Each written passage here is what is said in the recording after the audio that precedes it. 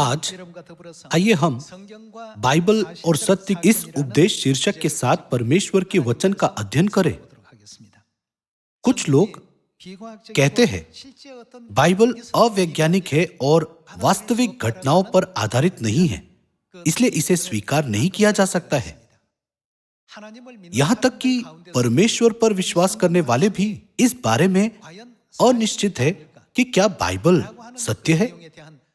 इसलिए वे बाइबल की शिक्षाओं पर भरोसा करने या स्वीकार करने में असमर्थ है। तब पहले आइए हम दूसरा तीमुथियुस अध्याय 3 आयत 12 में देखें कि बाइबल कैसे लिखी गई है।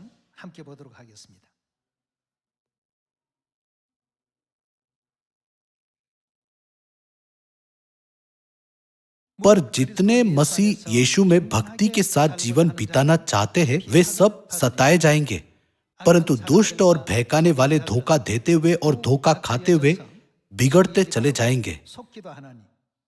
पर तू उन बातों पर जो तूने सीखी है और विश्वास किया है, यह जानकर दृढ़ बना रहे कि तूने उन्हें किन लोगों से सीखा है और बचपन से पवित्र शास्त्र तेरा जाना हुआ है, जो तुझे मसीह पर विश्वास करने से उद्धार प्राप्त करने के लिए बुद्धिमान बना सकता है। संपूर्ण पवित्र शास्त्र वह क्या परमेश्वर की प्रेरणा से रचा गया है। परमेश्वर ने पवित्र आत्मा को उंडेला और उसे बनाया। आइए हम फिर से आयत 16 को देखें। संपूर्ण पवित्र शास्त्र परमेश्वर की प्रेरणा से रचा गया है और उपदेश और समझाने और सुधारने और धार्मिकता की शिक्षा के लिए लाभदायक है, ताकि परमेश्वर का जन सिद्ध बने और हर एक भले काम के लिए तत्पर हो जाए। सभी लोगों, किसने बाइबल लिखी है? यह हमें स्पष्ट रूप से बताता है कि बाइबल उन लोगों के द्वारा लिखी गई थी जो परमेश्वर के पवित्र आत्मा से प्रेरित हुए थे। फिर उत्पत्ति से प्रकाशित वाक्य तक वे अलग अलग युगों में लिखे गए थे। यद्यपि कुछ पुस्तकें लगभग एक ही समय में लिखी गई थी, लेकिन उनमें से अधिकांश पुस्तकें एक ही समय पर नहीं लिखी गई। ये सभी चीजें परमेश्वर द्वारा लंबी अवधि में लिखी गई एकीकृत भविष्यवाणियां हैं। भले ही नबी अलग अलग जगहों में से थे, उनके पास अलग अलग व्यवसाय थे और अलग अलग युगों में अस्तित्व में थे, परमेश्वर हमें बाइबल के माध्यम से सिखाते हैं कि मानव जाति इस पृथ्वी पर क्यों आई और हम कहां जा रहे हैं। इसके लिए परमेश्वर ने हर युग में नबियों को भेजा। संपूर्ण पवित्र शास्त्र परमेश्वर की प्रेरणा से रचा गया है।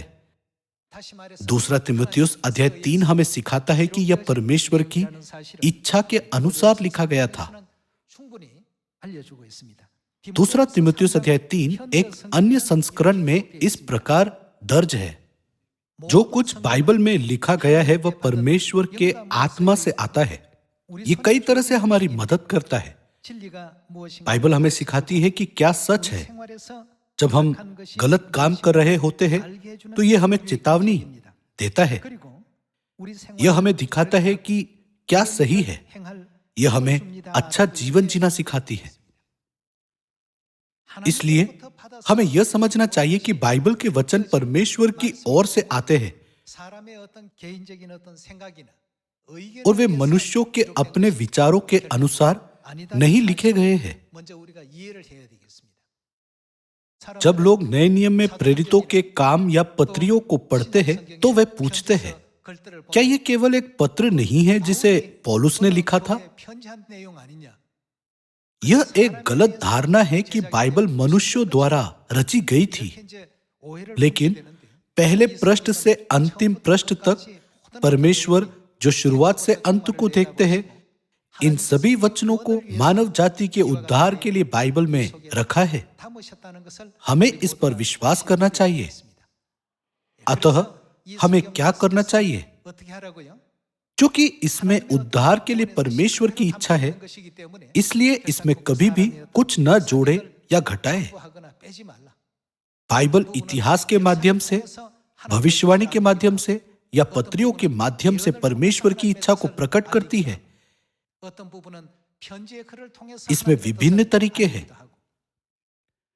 다양한 फिर भी 방법으로 하나님께서 हमें यह कभी नहीं भूलना चाहिए कि परमेश्वर मानव जाति को उन्हें समझने और सत्य की खोज करने में मदद करने के लिए 이와 같은 यह 내용이라는 रिकॉर्ड किया। 우리는 항상 잊어서는 안 되겠습니다.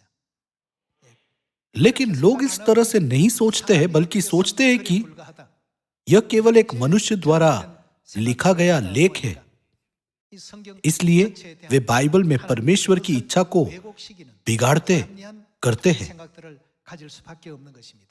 이런 इस कारण से जैसे जैसे समय बीतता है, ईसाई धर्म का पतन होता है और पूरे यूरोप, उत्तरी और दक्षिण अमेरिका और दुनिया भर में परमेश्वर के जीवन का वचन गायब हो गया है। 생명의 이 말씀은 यह वास्तव में दुर्भाग्यपूर्ण है।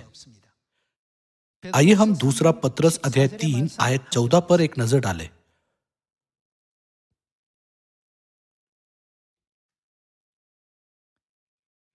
अध्याय 3 आयत 14 में लिखा है, इसलिए हे प्रियो, जबकि तुम इन बातों की आस देखते हो तो यत्न करो कि तुम शांति से उसके सामने निष्कलंक और निर्दोष ठहरो और हमारे प्रभु के धीरज को उद्धार समझो, जैसा हमारे प्रिय भाई पौलुस ने भी उस ज्ञान के अनुसार जो उसे मिला तुम्हें लिखा है, वैसे ही उसने अपनी सब पत्रियों में भी इन बातों की चर्चा की है, जिनमें कुछ बातें ऐसी हैं जिनका समझना कठिन है, और अनपढ़ और चंचल लोग वे क्या करते हैं, उनके अर्थों को भी पवित्र शास्त्र की अन्य बातों की तरह खींच तान कर वे बाइबल की बातों को बिगाड़ते हैं।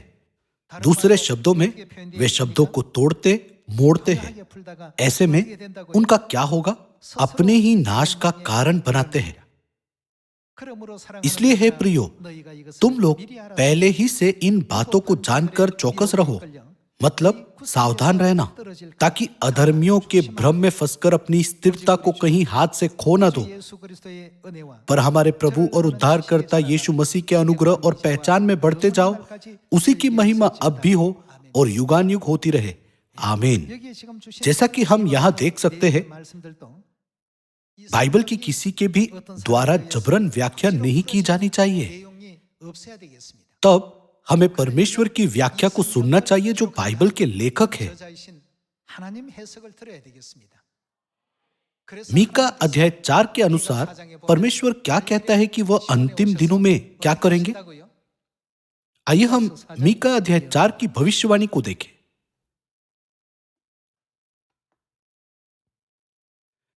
मीका अध्याय 4 आयत 1 के वचन कहते हैं, अंत के दिनों में ऐसा होगा कि यहोवा के भवन का पर्वत सब पहाड़ों पर दृढ़ किया जाएगा और सब पहाड़ियों से अधिक ऊंचा किया जाएगा, और हर जाति के लोग धारा के समान उसकी ओर चलेंगे, और बहुत सी जातियों के लोग जाएंगे और आपस में कहेंगे, आओ हम यहोवा के पर्वत पर चढ़कर याकूब के परमेश्वर के भवन में जाएं। तब वह क्या करेंगे? हमको अपने मार्ग सिखाएगा। ऐसा कब होगा? अंत के दिनों में। अंत के दिनों में परमेश्वर आएंगे और हमें अपने मार्ग सिखाएंगे और हम उसके पथों पर चलेंगे। हम नए सिद्धांत नहीं बना रहे हैं। बाइबल हमें सिखाती है कि परमेश्वर के वचनों को बिगाड़ना गलत है।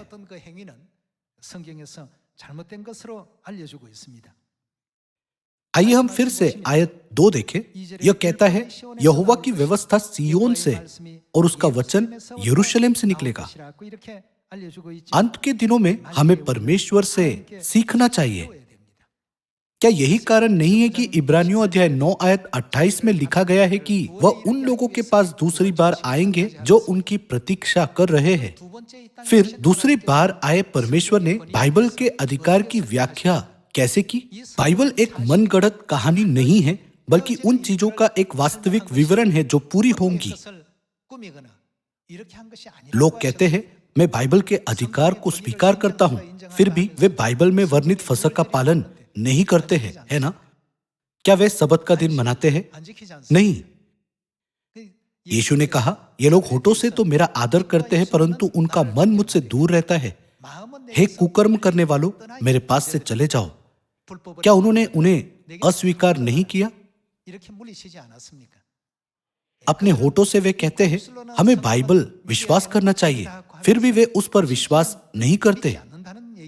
लेकिन हमें उनके जैसा नहीं बनना चाहिए। परमेश्वर ने हमें स्वर्ग की ओर मार्ग खोलने, हमारे सभी गलत कामों को सुधारने और उद्धार की ओर ले जाने के लिए बाइबल दी है। क्या यही कारण नहीं है कि परमेश्वर ने हमें बाइबल दी? फिर आइए पहले हम पुष्टि करें कि बाइबल सत्य है।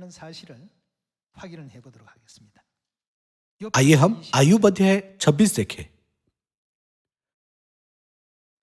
आयुब अध्याय 26 आयत 7 में लिखा है, वह उत्तर दिशा को निराधार फैलाए रहता है और बिना टेक पृथ्वी को। यहां पृथ्वी का अर्थ इस संसार से है। उन्होंने इस पृथ्वी को कैसे रखा है? लटकाए रखता है। यहां सबसे महत्वपूर्ण बात यह है कि पृथ्वी बिना टेक लटकी हुई है। आयुब की पुस्तक लगभग 3500 वर्ष पहले लिखी गई थी। परमेश्वर 3500 वर्ष पहले आयुब के माध्यम से इस तथ्य को प्रकट किया। गुरुत्वाकर्षण के सिद्धांत को आधिकारिक तौर पर 1687 के आसपास न्यूटन नामक वैज्ञानिक के माध्यम से जाना गया। फिर उस समय से पहले लोगों ने पृथ्वी के बारे में क्या सोचा? लोगों का मानना था कि पृथ्वी एक विशाल हाथी की पीठ पर रखी है। पृथ्वी गोल है, पृथ्वी अंतरिक्ष में लटकी हुई है। यह कल्पना से परे था। लेकिन अब क्या सभी लोग ये नहीं मानते कि पृथ्वी अंतरिक्ष में लटकी हुई है? आज के समय में सैटेलाइट जैसे वैज्ञानिक उपकरण अंतरिक्ष में उड़कर पृथ्वी की तस्वीरें लेते हैं। आश्चर्यजनक रूप से परमेश्वर 3500 वर्ष पहले एक नबी के माध्यम से इसे पहले से ही प्रकट कर दिया था। लेकिन क्या उस समय के लोगों ने इस पर विश्वास किया था? उनकी वैज्ञानिक समझ के साथ यह अकल्पनीय था कि पृथ्वी अंतरिक्ष में लटकी हुई थी। लेकिन हजारों वर्ष पहले परमेश्वर ने क्या कहा? पृथ्वी बिना टेक अंतरिक्ष में लटकी हुई है। क्या यह हमें इस बात की पुष्टि करने की अनुमति नहीं देता है कि बाइबल परमेश्वर का वचन है और सत्य है? क्योंकि बाइबल विज्ञान से पहले है, इसलिए हमारी सीमित समझ के साथ हम परमेश्वर की इच्छा को नहीं समझ सकते। यही कारण है कि उस समय के लोगों के लिए सत्य को स्वीकार करना इतना कठिन था। हम कहते हैं स्वर्ग का राज्य है। क्या बाइबल कहती है कि स्वर्ग का राज्य है या नहीं? हालांकि लोग इस पर विश्वास नहीं करते हैं। हम कहते हैं नरक है, लेकिन क्या लोगों को इसमें संदेह नहीं है? क्योंकि वे इस पर विश्वास नहीं करते हैं, इसलिए वे स्वर्ग के मार्ग की खोज करने में विफल रहते हैं। लोग दयनीय और मूर्ख स्थिति में है क्योंकि वे यह जानने के लिए नहीं आते कि नरक से कैसे बचा जाए, है ना? परमेश्वर के सभी वचन लोगों के विचारों से हजारों वर्ष आगे है और परमेश्वर ने पहले ही बाइबल के माध्यम से मानव जाति को सत्य बता दिया है।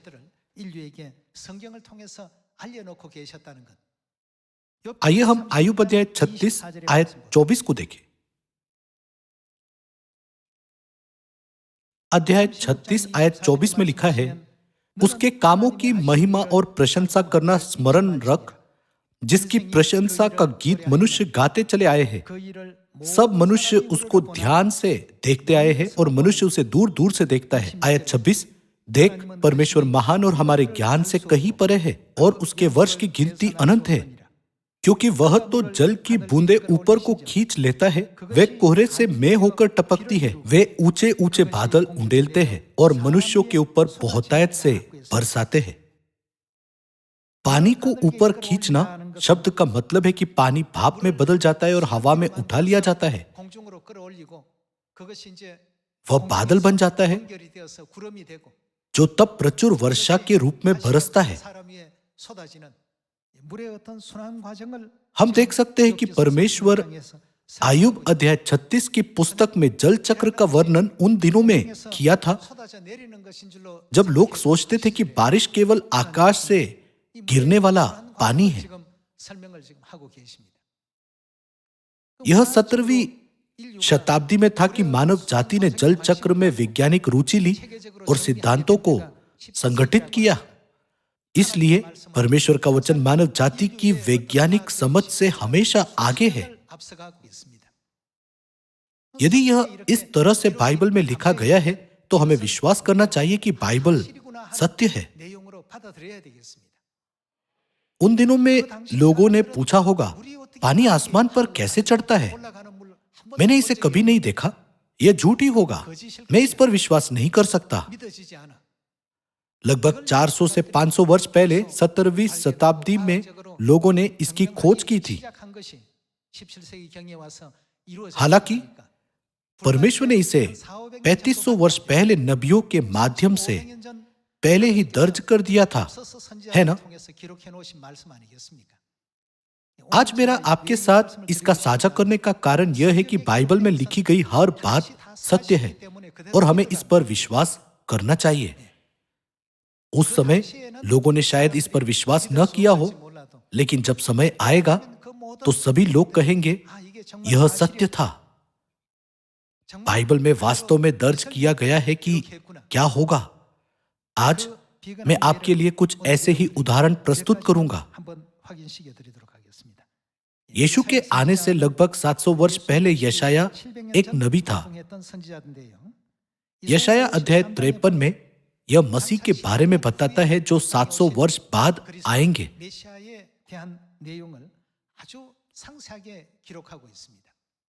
आइए हम यशाया अध्याय 53 आयत 1 को देखें।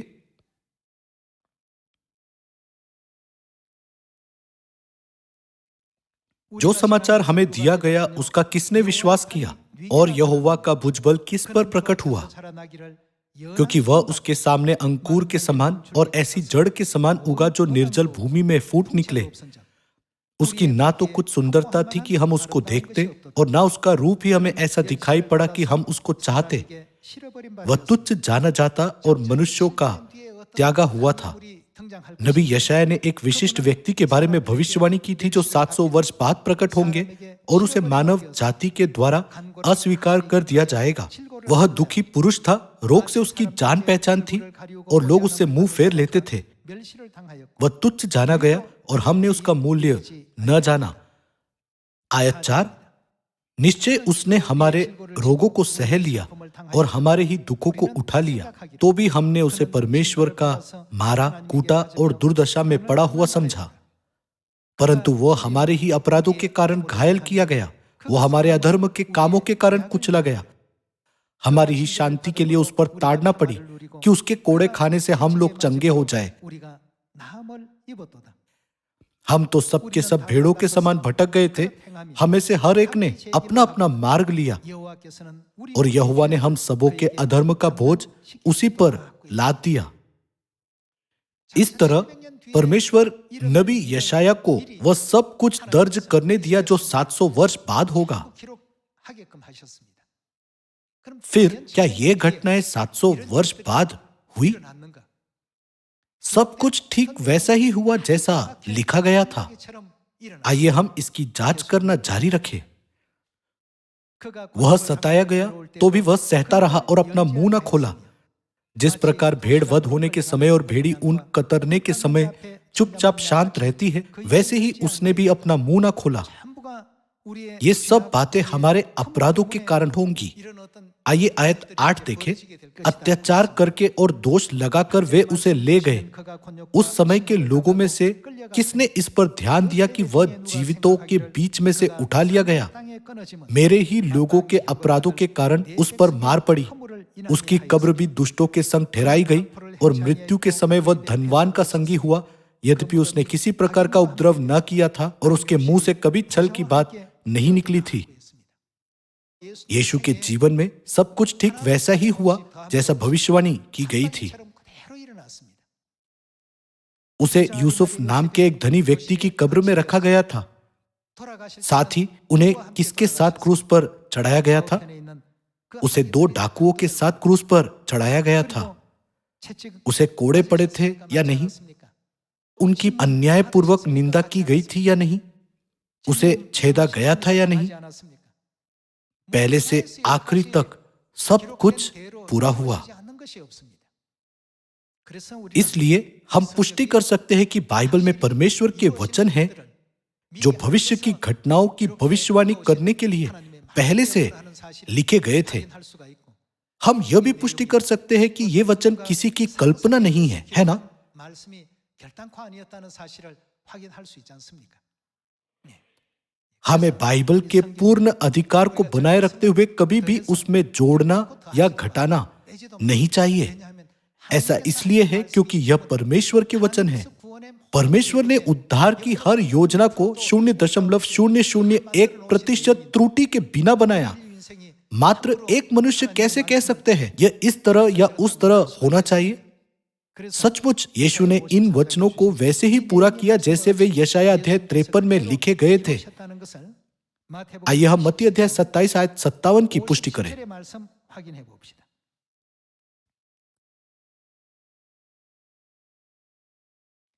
जब सांझ हुई तो यूसुफ नामक अरिमतिया का एक धनी मनुष्य, यहां धनी मनुष्य पर जोर दिया गया है, जो आप ही यीशु का चेला था, आया। उसने पिलातुस के पास जाकर यीशु का शव मांगा। इस पर पिलातुस ने दे देने की आज्ञा दी। यूसुफ ने शव लिया, उसे उज्जवल चादर में लपेटा और उसे अपनी नई कब्र में रखा। यह किसकी कब्र थी? यह धनी मनुष्य की कब्र थी जो उसने चट्टान में खुदवाई थी और कब्र के द्वार पर बड़ा पत्थर लुढ़काकर चला गया। क्या यशाया अध्याय 53 में दर्ज भविष्यवाणी 700 वर्ष बाद पूरी हुई? हाँ, यह भी भविष्यवाणी की गई थी कि उसे दुष्टों के साथ एक कब्र दी जाएगी। आइए हम लूका अध्याय 23 में इसकी पुष्टि करें। लूका अध्याय 23 आयत 39।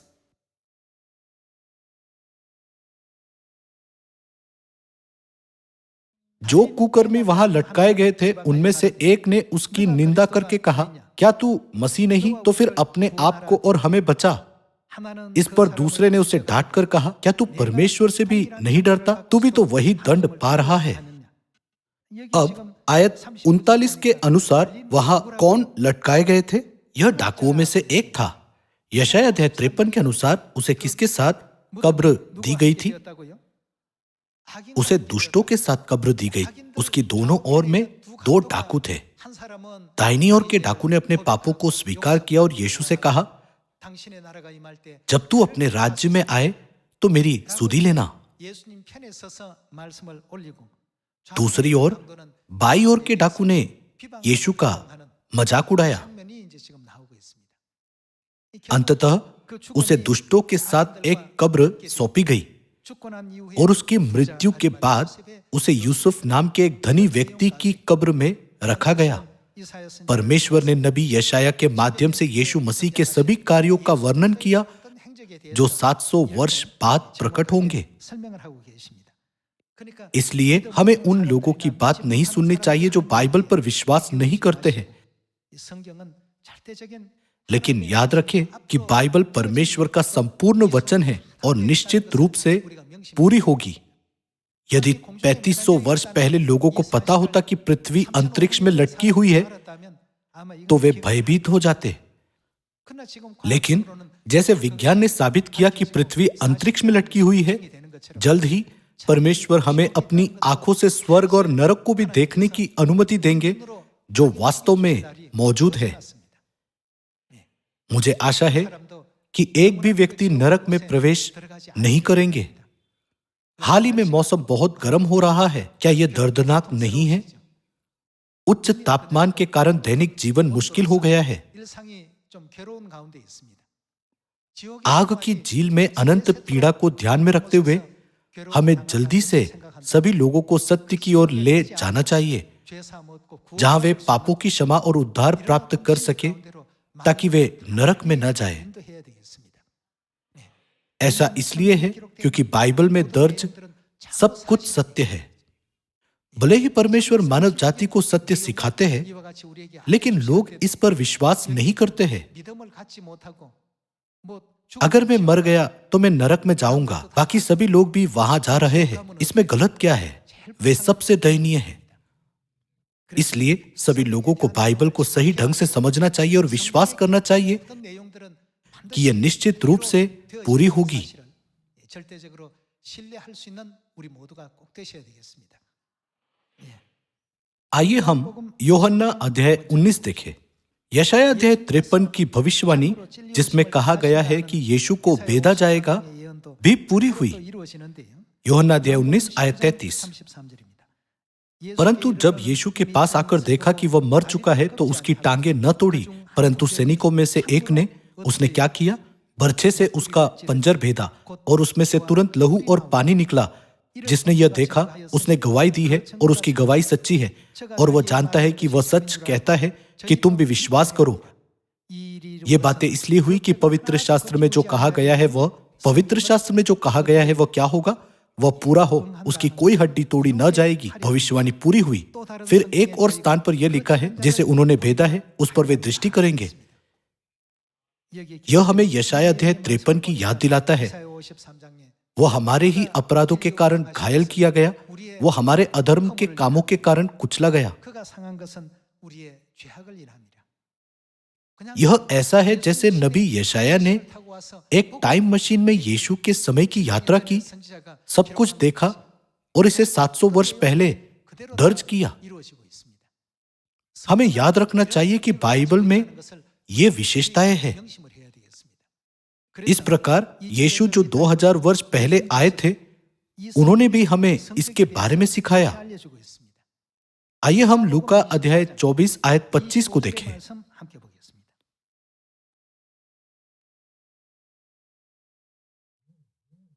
अध्याय 24 आयत 25। तब उसने उनसे कहा, हे निर्बुद्धियों और भविष्यवक्ताओं की सब बातों पर विश्वास करने में मंदमतियों। यह बहुत आसान होगा यदि वे इस पर पूरी तरह से विश्वास करते, लेकिन उन्होंने संदेह किया। इसलिए यीशु ने कहा, हे निर्बुद्धियों, क्या अवश्य ना था कि मसीह ये दुख उठाकर अपनी महिमा में प्रवेश करे? तब उसने मूसा से और सब भविष्यवक्ताओं से आरंभ करके सारे पवित्र शास्त्र में से अपने विषय में लिखी बातों का अर्थ उन्हें समझा दिया। बाइबल में जो कुछ भी लिखा गया है उस पर हमें दृढ़ता से विश्वास करना चाहिए। संकोच करने की कोई जरूरत नहीं है। आइए हम मत्ती अध्याय 26 के द्वारा इसकी पुष्टि करें। 26장에서 한번 확인해 보겠습니다.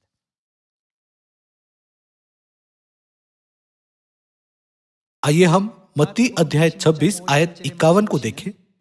यीशु के साथियों में से एक ने हाथ बढ़ाकर अपनी तलवार खींच ली और महायाजक के दास पर चलाकर उसका कान उड़ा दिया। तब यीशु ने उससे कहा, अपनी तलवार म्यान में रख ले, क्योंकि जो तलवार चलाते हैं वे सब तलवार से नष्ट किए जाएंगे। क्या तू नहीं जानता कि मैं अपने पिता से विनती कर सकता हूं और वह स्वर्ग दूतों की 12 पलटन से अधिक मेरे पास अभी उपस्थित कर देगा? परंतु पवित्र शास्त्र की वे बातें कि ऐसा ही होना आवश्यक है कैसे पूरी होंगी? यीशु ने बाइबल के बारे में क्या कहा? क्या उन्होंने स्वीकार नहीं किया कि बाइबल में लिखी गई हर चीज परमेश्वर के आत्मा से आती है और निश्चित रूप से पूरी होगी? 기록된 글이라는 사실을 인정해 주시는 내용 아니겠습니까? उनका मतलब था, यदि आप ऐसा करते भी हैं तो भी भविष्यवाणी पूरी होगी। अपनी तलवार को म्यान में रख ले। इसके द्वारा हम समझ सकते हैं कि बाइबल की भविष्यवाणियां निश्चित रूप से पूरी होगी, है ना? 내용들로서 기록되어 있다는 사실을 확신할 수 있는 대목 아니겠습니까? तब प्रकाशित वाक्य अध्याय 21 स्वर्ग के राज्य के बारे में क्या कहता है? परमेश्वर हमें सिखाते हैं कि फिर न मृत्यु होगी, न शोक, न रोना, न पीड़ा, और दिन प्रतिदिन नए आनंद उत्पन्न होंगे जिससे हमारा जीवन आनंद से भर जाएगा। क्या उसने हमें इस सत्य से अवगत नहीं कराया? प्रकाशित वाक्य की पुस्तक अध्याय 22 आयत 4 से 5 में यह कैसे कहती है कि हम स्वर्ग में रहेंगे, वे युगान युग राज्य करेंगे। परमेश्वर हमें उन बातों से अवगत कराया जो घटित होंगी। हमने पुष्टि की कि बाइबल में लिखी गई हर चीज ऐसी घटना है जो निश्चित रूप से पूरी होगी। 전부 될 일을 기록해 놓으셨다는 사실을 확인할 수가 있습니다. स्वर्ग का राज्य, 장착할 नई आकाश और नई पृथ्वी दूर नहीं है। 시간 속에 있으니 इसलिए आइए हम स्वर्ग के लिए अपनी आशा कभी ना खोए। यद्यपि शैतान ने इस पृथ्वी पर शानदार महिमा प्रस्तुत की, लेकिन क्या यीशु ने प्रलोभन पर विजय प्राप्त नहीं की? शैतान ने उसे संसार की महिमा दिखाई और कहा, तू गिरकर मुझे प्रणाम कर। उसने यीशु से कहा कि वह उसके अधीन हो जाए, लेकिन यीशु ने क्या कहा? हे शैतान, मुझसे दूर हो जा, केवल अपने परमेश्वर यहोवा की उपासना करो। हमें इस पृथ्वी पर जिसकी उपासना करनी चाहिए वह ना तो धन, प्रसिद्धि और ना ही ज्ञान है। हमें केवल परमेश्वर की उपासना करनी चाहिए। बाइबल हमें बताती है कि स्वर्ग और नरक वास्तव में मौजूद है। स्वर्ग का राज्य मौजूद है, नरक के लिए भी यही सच है। इसलिए मैं आपसे, हमारे परिवार, दोस्तों, परिचितों और पड़ोसियों के साथ परमेश्वर के सुंदर और अनुग्रहपूर्ण वचन को साझा करने का प्रयास करने के लिए कहता हूं, ताकि यह वर्ष अनुग्रह से भरा हो। हमारे सियोन परिवार के सदस्य जो विभिन्न चुनौतियों के बीच विश्वास रख रहे हैं, आइए हम मजबूत बने रहे। आप में से प्रत्येक को स्वर्ग की संतान बनने के लिए कहते हुए मैं आज के उपदेश को समाप्त करना चाहूंगा। आपका धन्यवाद।